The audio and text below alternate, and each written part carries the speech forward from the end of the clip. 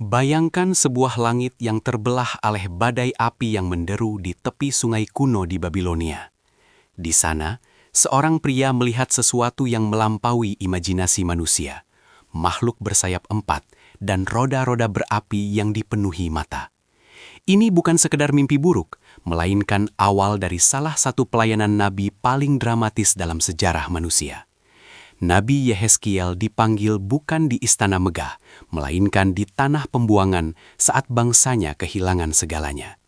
Hari ini, kita akan menyelami kisah luar biasa tentang penglihatan, simbolisme ekstrim, dan harapan yang lahir dari debu reruntuhan Yerusalem. Catatan Edo kali ini akan membahas di mana sejarah dan iman bertemu dalam narasi yang mendalam. Dalam episode kali ini, kita akan menelusuri garis waktu sekitar tahun 600 sebelum Masehi, sebuah era kegelapan bagi bangsa Yehuda. Kita akan mempelajari bagaimana Yehezkiel menggunakan tindakan simbolis yang aneh dan visi yang megah untuk menyampaikan pesan Tuhan kepada para tawanan. Dari lembah tulang kering yang hidup kembali hingga rancangan bait suci masa depan, Anda akan melihat mengapa pesan Yehezkiel tetap relevan hingga hari ini. Pastikan Anda menyimak hingga akhir untuk memahami gambaran besar dari restorasi yang ia nubuatkan. Untuk memahami Yehezkiel, kita harus kembali ke tahun 597 sebelum Masehi, saat gelombang kedua pembuangan terjadi. Raja Nebukadnezar dari Babilonia telah mengepung Yerusalem dan membawa ribuan orang elit, pengrajin, dan imam ke tanah asing. Di antara para tawanan itu adalah seorang imam muda bernama Yehezkiel bin Buzi. Bayangkan perasaan kehilangan yang mendalam saat mereka berjalan kaki ratusan mil menjauh dari tanah air yang mereka cintai. Mereka tidak hanya kehilangan rumah, tetapi mereka merasa telah kehilangan kehadiran Tuhan yang mereka yakini hanya ada di Bait Suci Yerusalem. Disinilah, di tengah debu Mesopotamia, cerita sesungguhnya dimulai. Kehidupan di Babilonia sangatlah berbeda bagi para pengungsi Yahudi ini dibandingkan dengan kehidupan mereka di pegunungan Yehuda. Mereka ditempatkan di pemukiman bernama Tel Abib, dekat Sungai Kebar, sebuah kanal irigasi besar yang mengairi dataran Babilonia yang luas. Di sini mereka dikelilingi oleh zigurat-zigurat megah yang didedikasikan untuk dewa-dewa asing, seperti Marduk dan Ishtar. Bagi seorang imam seperti Yehezkiel, lingkungan ini adalah tempat yang najis dan penuh dengan penyembahan berhala. Selama 5 tahun pertama, ia hidup dalam kesunyian. Mungkin merenungkan nasib bangsanya dan masa depannya yang tampaknya telah hancur. Namun, pada tahun kelima pembuangan Raja Yoyakin, langit tiba-tiba terbuka untuknya. Visi pertama Yehezkiel adalah salah satu deskripsi paling kompleks dalam seluruh literatur kuno. Ia melihat angin badai datang dari utara, membawa awan besar dengan api yang menyambar-nyambar secara terus-menerus. Di tengah-tengah api itu, muncul 4 makhluk hidup yang memiliki bentuk manusia, tetapi dengan 4 wajah: manusia, singa, lembu, dan elang. Makhluk-makhluk ini bergerak secepat kilat, tanpa berbalik, melambangkan kemahatauan dan kecepatan Tuhan dalam bertindak. Visi ini sangat mengejutkan bagi Yehezkiel, karena ini membuktikan bahwa Tuhan tidak terbatas pada bait suci di Yerusalem. Tuhan memiliki kendaraan surgawi yang dapat bergerak kemanapun, bahkan ke tanah pembuangan Babilonia sekalipun. Di samping makhluk-makhluk ini, Yehezkiel melihat roda-roda raksasa di atas tanah, yang strukturnya digambarkan sebagai roda di dalam roda. Pelek roda itu sangat tinggi dan menakutkan, serta dipenuhi dengan mata di sekelilingnya, menunjukkan bahwa tidak ada yang luput dari pengamatan ilahi. Kemanapun roh makhluk-makhluk itu pergi, roda-roda itu juga pergi, bergerak dengan harmoni yang sempurna tanpa usaha. Ini adalah gambaran kedaulatan Tuhan atas seluruh alam semesta, menunjukkan bahwa sejarah tidak bergerak secara acak. Meskipun bangsa Yehuda merasa ditinggalkan, roda-roda kedaulatan Tuhan tetap berputar, bahkan di jantung kekaisaran musuh mereka. Yehezkiel menyadari bahwa ia sedang berhadapan dengan tahta berjalan milik pencipta alam semesta. Di atas kepala makhluk-makhluk itu terdapat sesuatu yang menyerupai cakrawala, berkilauan seperti kristal yang menakjubkan. Dan di atas cakrawala itu, Yehezkiel melihat takhta yang tampak seperti permata lazurit atau safir biru yang indah. Di atas takhta tersebut ada sosok yang menyerupai manusia, tetapi diselimuti oleh kemilau tembaga dan api dari pinggang ke atas dan ke bawah. Di sekelilingnya ada cahaya pelangi, persis seperti pelangi yang muncul di awan pada hari hujan. Melihat kemuliaan Tuhan yang begitu dahsyat, Yehezkiel tersungkur sujud dengan wajah ke tanah. Ini adalah momen penyerahan total sebelum ia menerima tugas berat yang akan mengubah sisa hidupnya selamanya. Tuhan kemudian memerintahkan Yehezkiel untuk berdiri dan memberinya tugas yang unik, menjadi nabi bagi bangsa yang memberontak. Dalam sebuah penglihatan yang aneh, sebuah gulungan kitab yang ditulis di kedua sisinya dengan ratapan dan keluh kesah diserahkan kepadanya. Tuhan memerintahkan Yehezkiel untuk memakan gulungan itu, sebuah tindakan simbolis yang berarti ia harus menyerap pesan Tuhan sepenuhnya ke dalam dirinya. Ajaibnya, meskipun isinya adalah tentang penghukuman, Yehezkiel merasa rasanya manis seperti madu di mulutnya. Ini mengajarkan kita bahwa firman Tuhan, meskipun berisi teguran keras, adalah kebenaran yang memberi kehidupan bagi mereka yang menerimanya. Sejak saat itu, suara Yehezkiel bukan lagi miliknya sendiri, melainkan saluran bagi suara ilahi. Yehezkiel diangkat menjadi penjaga bagi kaum Israel, sebuah tanggung jawab yang sangat berat bagi keselamatannya sendiri. Tuhan menjelaskan bahwa jika Yehezkiel tidak memperingatkan orang jahat tentang dosanya, maka orang jahat itu akan mati, tetapi darahnya akan dituntut dari tangan Yehezkiel. Namun, jika ia memperingatkan mereka dan mereka tetap menolak, maka Yehezkiel telah menyelamatkan nyawanya sendiri. Tugas ini membuat Yehezkiel menjadi nabi yang sangat intens dan penuh dedikasi. Ia tidak diperbolehkan untuk sekadar menjadi penonton pasif di pembuangan. Ia harus menjadi alarm moral bagi bangsanya. Tanggung jawab individu menjadi tema sentral dalam pengajarannya, di mana setiap orang bertanggung jawab atas pilihannya sendiri di hadapan Tuhan. Untuk menyampaikan pesan tentang pengepungan Yerusalem yang akan datang, Yehezkiel melakukan serangkaian teater jalanan yang provokatif.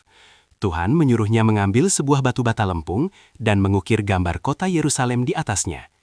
Ia kemudian harus mendirikan tembok pengepungan miniatur, membangun gundukan tanah, dan menempatkan alat-alat pendobrak di sekelilingnya. Ini adalah model visual pertama tentang perang yang tercatat dalam sejarah Nabi.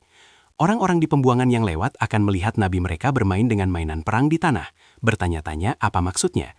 Melalui tindakan ini, Yehezkiel memberitahu mereka bahwa kota suci mereka tidak kebal terhadap hukuman karena ketidaktaatan mereka yang terus-menerus. Tindakan simbolis Yehezkiel menjadi semakin ekstrim dan menuntut pengorbanan fisik yang besar darinya. Ia diperintahkan untuk berbaring miring pada sisi kirinya selama 390 hari untuk menanggung kesalahan Israel, dan kemudian miring pada sisi kanannya selama 40 hari untuk Yehuda. Selama waktu itu, ia hanya boleh makan roti yang dipanggang dengan takaran yang sangat terbatas, melambangkan kelaparan hebat yang akan melanda Yerusalem. Ia bahkan diminta menggunakan kotoran sebagai bahan bakar untuk menunjukkan kenajisan yang akan mereka alami. Melalui penderitaan fisiknya sendiri, Yehezkiel menjadi perwujudan hidup dari penderitaan yang akan segera menimpa bangsanya yang keras kepala. Salah satu tindakan yang paling mencolok adalah saat Yehezkiel diminta mencukur rambut dan janggutnya dengan pedang yang tajam. Ia harus membagi rambutnya menjadi 3 bagian, sepertiga dibakar, sepertiga dipotong-potong dengan pedang, dan sepertiga dihamburkan ke angin. Hanya beberapa helai rambut yang diikatkan di ujung jubahnya sebagai lambang sisa-sisa bangsa yang selamat. Simbolisme ini sangat jelas bagi orang Yahudi saat itu. Yerusalem akan menghadapi kehancuran total melalui api, pedang, dan pengusiran. Pesan Yehezkiel adalah peringatan terakhir bahwa waktu untuk bertobat hampir habis sebelum penghukuman yang tak terelakkan tiba. Namun, di tengah ancaman ini, tetap ada janji tentang sisa yang akan dipelihara oleh Tuhan. Mungkin momen paling menyedihkan dalam hidup Yehezkiel adalah ketika Tuhan memberitahu bahwa keinginan matanya, yaitu istrinya, akan diambil darinya secara tiba-tiba. Yang lebih mengejutkan, Yehezkiel dilarang untuk berkabung atau menangis secara publik demi menunjukkan tanda bagi bangsa itu. Ketika istrinya meninggal di malam hari, ia keluar keesokan harinya tanpa air mata, melakukan tugasnya seperti biasa. Ini adalah simbol bahwa Bait Suci Yerusalem, kebanggaan dan keinginan mata seluruh bangsa, akan segera dihancurkan, dan kesedihan mereka akan begitu dalam sehingga mereka tidak akan sanggup mengungkapkannya. Yehezkiel memikul duka pribadinya dalam diam untuk mencerminkan duka nasional yang akan segera terjadi, menunjukkan dedikasi total seorang hamba Tuhan. Yehezkiel juga menunjukkan pesannya kepada bangsa-bangsa di sekitar Israel yang bersukacita atas jatuhnya Yerusalem. Ia bernubuat melawan Amon, Moab, Edom, Filistia, dan terutama Tirus serta Mesir. Ia menggambarkan Raja Tirus sebagai sosok yang penuh kesombongan karena kekayaannya, menyamakan kejatuhannya dengan kejatuhan makhluk surgawi dari Taman Eden. Pesan ini menegaskan bahwa Tuhan semesta alam tidak hanya menghakimi umatnya sendiri, tetapi juga memegang kendali atas keadilan global. Tak satu pun bangsa yang angkuh bisa lolos dari kedaulatan Tuhan, dan Babilonia sendiri pada akhirnya hanyalah alat yang akan dimintai pertanggungjawaban. Ini memberikan perspektif luas bagi para tawanan bahwa dunia mereka tidak sedang runtuh tanpa kendali. Visi yang paling tragis namun penting adalah ketika Yehezkiel dibawa secara roh ke Yerusalem untuk melihat apa yang terjadi di dalam bait suci. Ia melihat para pemimpin bangsa menyembah berhala dan binatang melata di dalam ruangan rahasia di rumah Tuhan. Puncak dari visi ini adalah ketika ia melihat kemuliaan Tuhan. Kendaraan surgawi yang ia lihat di Sungai Kebar perlahan-lahan meninggalkan ambang pintu bait suci, lalu berpindah ke atas gerbang timur dan akhirnya meninggalkan kota sepenuhnya. Ini adalah momen yang mengerikan. Tuhan telah meninggalkan rumahnya karena kekejian umatnya. Namun, visi ini juga mengandung harapan rahasia. Jika Tuhan meninggalkan Yerusalem, itu berarti ia bisa menyertai umatnya dimanapun mereka berada, termasuk di Babilonia. Yehezkiel seringkali harus berhadapan dengan para nabi palsu yang memberikan harapan kosong kepada orang-orang di pembuangan. Para nabi ini mengatakan bahwa Yerusalem tidak akan jatuh dan mereka akan segera pulang, seperti menembok dinding dengan kapur yang tidak kuat. Yehezkiel dengan keras mengecam gembala-gembala Israel yang hanya memikirkan diri mereka sendiri daripada merawat kawanan domba mereka. Ia menubuatkan bahwa karena para pemimpin manusia telah gagal, Tuhan sendiri yang akan menjadi gembala bagi umatnya. Ia akan mencari yang terhilang, membalut yang terluka, dan menggembalakan mereka dengan keadilan. Ini adalah janji tentang kepemimpinan baru yang berlandaskan pada kasih dan integritas ilahi. Salah satu kontribusi teologis terbesar Yehezkiel adalah penekanannya pada tanggung jawab pribadi. Pada masa itu, ada pepatah populer, ayah makan buah mentah dan gigi anak-anaknya menjadi ngilu. Artinya, anak-anak dihukum karena dosa orang tua mereka. Yehezkiel membantah ini dengan tegas, menyatakan bahwa setiap orang akan dihakimi berdasarkan perbuatannya sendiri. Ia menekankan bahwa orang yang bertobat dari dosanya akan hidup, sementara orang benar yang berbalik kepada kejahatan akan menanggung akibatnya. Ini memberikan harapan besar bagi generasi baru di pembuangan. Mereka tidak harus terjebak dalam kegagalan masa lalu nenek moyang mereka. Setiap momen adalah kesempatan untuk berbalik kepada Tuhan dan memulai lembaran baru yang bersih. Memasuki bagian paling terkenal dari kitab ini, Yehezkiel dibawa oleh Roh Tuhan ke sebuah lembah yang penuh dengan tulang-tulang manusia. Tulang-tulang itu digambarkan sebagai sangat kering, melambangkan kondisi bangsa Israel yang merasa harapan mereka telah mati dan mereka telah lenyap. Tidak ada kehidupan sedikit pun yang tersisa di lembah itu, mencerminkan keputusasaan total para tawanan di Babilonia. Tuhan bertanya kepada Yehezkiel, "Hai anak manusia, dapatkah tulang-tulang ini dihidupkan kembali?" Secara logika manusia, jawabannya adalah tidak. Namun Yehezkiel dengan bijak menjawab, "Tuhan Allah, Engkaulah yang mengetahuinya." Momen ini menetapkan panggung untuk salah satu mujizat penglihatan paling dahsyat dalam sejarah kenabian. Tuhan kemudian memerintahkan Yehezkiel untuk bernubuat kepada tulang-tulang itu. Saat ia berbicara, terdengar suara berderak, dan tulang-tulang itu mulai bersatu, ditutupi oleh urat, daging, dan kulit. Tetapi belum ada napas di dalamnya. Lalu Yehezkiel memanggil angin dari 4 penjuru bumi untuk mengembusi mayat-mayat itu. Tiba-tiba, napas masuk ke dalam mereka, dan mereka bangkit berdiri sebagai tentara yang sangat besar. Visi ini adalah janji luar biasa bahwa Tuhan akan membangkitkan bangsa Israel dari kubur pembuangan mereka dan membawa mereka kembali ke tanah mereka sendiri. Ini adalah pesan abadi, bahwa bagi Tuhan tidak ada situasi yang terlalu mati untuk dihidupkan kembali, dan tidak ada harapan yang terlalu kering untuk dipulihkan. Setelah visi tulang kering, Yehezkiel melakukan tindakan simbolis lainnya dengan 2 batang kayu. Ia menulis untuk Yehuda pada 1 batang dan untuk Yusuf pada batang lainnya, lalu menyatukannya di tangannya sehingga menjadi 1 batang saja. Ini melambangkan penyatuan kembali kerajaan utara dan selatan yang telah lama terpecah sejak zaman Rehabeam.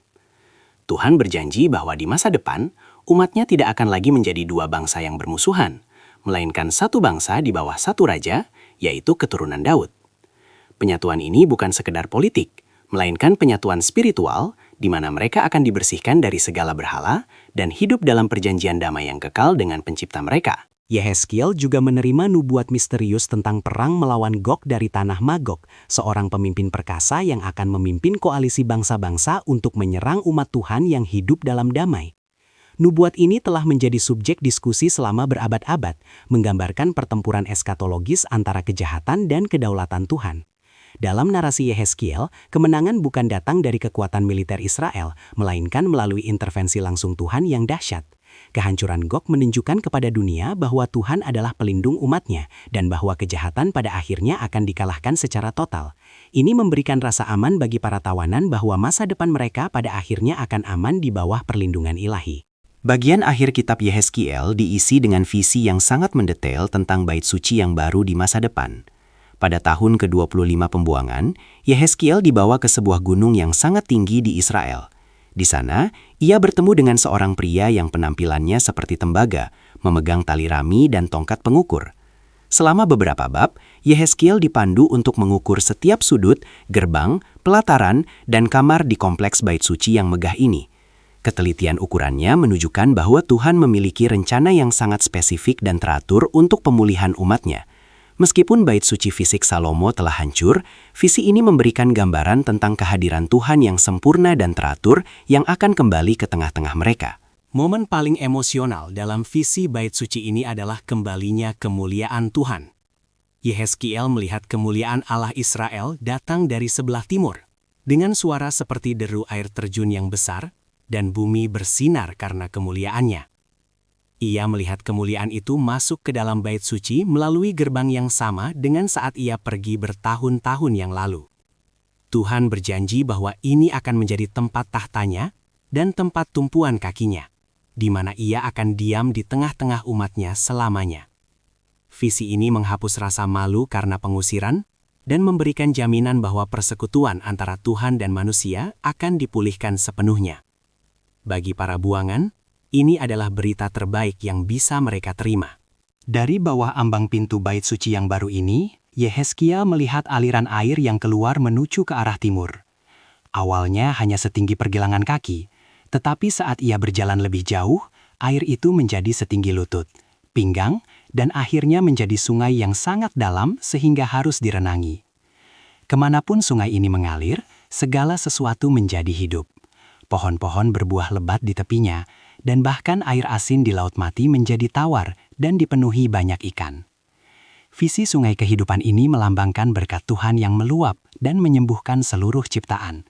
Ini bukan hanya tentang restorasi sebuah bangsa, tetapi tentang pemulihan seluruh bumi melalui kehadiran Tuhan yang memancar dari pusat ibadahnya. Yehezkiel juga menerima instruksi tentang pembagian tanah di antara 12 suku Israel. Menariknya, pembagian ini sangat berbeda dengan pembagian di zaman Yosua, dengan pengaturan yang lebih simetris dan terpusat pada distrik suci bagi Tuhan. Bahkan orang asing yang tinggal di antara mereka diberikan bagian tanah pusaka, sebuah langkah yang sangat inklusif untuk zaman itu. Ini menunjukkan bahwa dalam kerajaan Tuhan yang baru, keadilan dan distribusi yang merata adalah prinsip utama. Setiap orang memiliki tempat dan identitas di hadapan Tuhan. Pembuangan telah menghapus status sosial lama, dan pemulihan ini memberikan awal yang baru dan adil bagi semua orang yang setia. Puncak dari seluruh kitab dan visi Yehezkiel ada pada kalimat terakhirnya. Setelah mendeskripsikan kota baru yang megah dengan 12 gerbangnya, Yehezkiel menyatakan bahwa nama kota itu sejak hari itu adalah Yahweh Shammah, yang berarti Tuhan ada di sana. Ini adalah inti dari seluruh perjuangan iman Yehezkiel dan harapan bangsa Israel. Tujuan akhir dari sejarah bukanlah sekadar kemakmuran atau kekuasaan politik, melainkan kehadiran Tuhan yang menetap di tengah-tengah umatnya. Jika Tuhan ada di sana, maka tidak akan ada lagi ketakutan, pembuangan, atau kekosongan spiritual. Kota ini menjadi simbol tujuan akhir dari perjalanan panjang manusia kembali kepada penciptanya. Warisan Nabi Yehezkiel sangat mendalam dalam sejarah agama. Ia sering disebut sebagai Bapak Yudaisme, karena penekanannya pada ketaatan individu, kesucian, dan pengharapan akan pemulihan saat bait suci tidak ada. Visi-visinya memberikan inspirasi bagi literatur apokaliptik di masa depan, termasuk kitab Wahyu di Perjanjian Baru yang banyak meminjam simbolisme Yehezkiel. Ia mengajarkan bahwa iman tidak bergantung pada lokasi geografis atau bangunan fisik, melainkan pada hati yang diperbaharui oleh Roh Tuhan.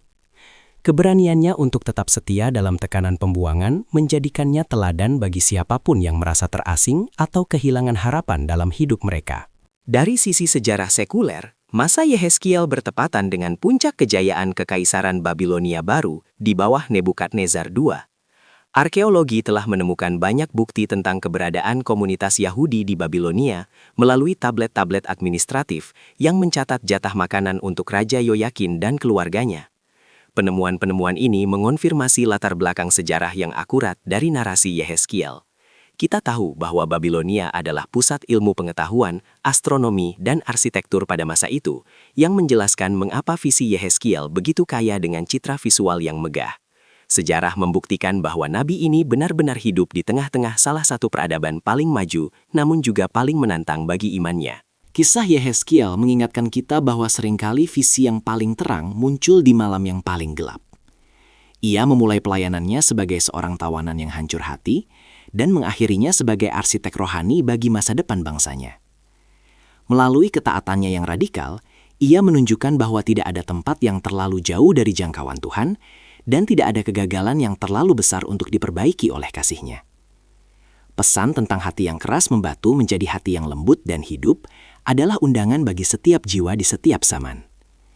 Yehezkiel berdiri sebagai saksi bahwa di balik setiap pembuangan dalam hidup kita, selalu ada rencana restorasi yang jauh lebih besar dari yang bisa kita bayangkan. Terima kasih telah menemani kami dalam perjalanan sejarah dan spiritual melalui kehidupan Nabi Yehezkiel ini. Semoga kisah ini memberi Anda perspektif baru tentang harapan dan keteguhan iman di masa-masa sulit. Jika Anda menyukai konten sejarah Nabi seperti ini, dukung kami dengan cara klik tombol like dan bagikan pendapat Anda di kolom komentar. Apa bagian dari visi Yehezkiel yang paling menginspirasi Anda? Jangan lupa subscribe untuk update seru lainnya tentang tokoh-tokoh besar dan peristiwa penting dalam sejarah dunia. Sampai jumpa di video berikutnya, dan ingatlah bahwa harapan selalu ada, bahkan di tepi sungai pembuangan sekalipun.